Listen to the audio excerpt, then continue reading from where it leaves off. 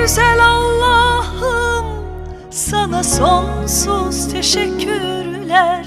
Bana bir meleği layık gördüğün için.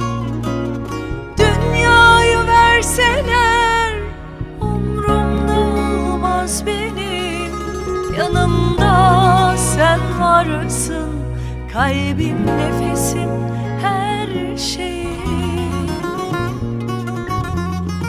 Nazarlardan korusun bizi Mevlam, kurban olurum sana biricik sevdam. En güzel yarınlar bizim olsun, budur tek dua. Nazarlardan korusun bizi Mevlam, kurban olurum sana biricik sevdam. En güzel yarınlar bizim olsun, budur tek dua.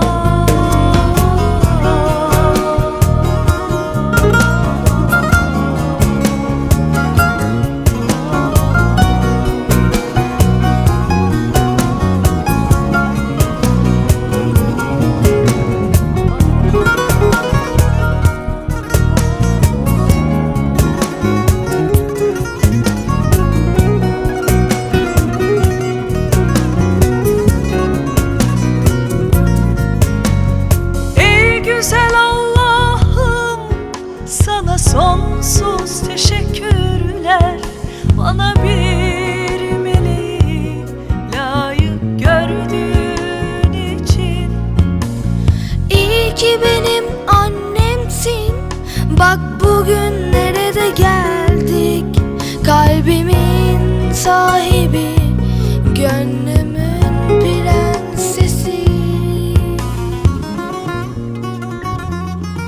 Nazarlardan korusun bizi Mevlam, kurban olurum sana biricik sevdam. En güzel yarınlar bizim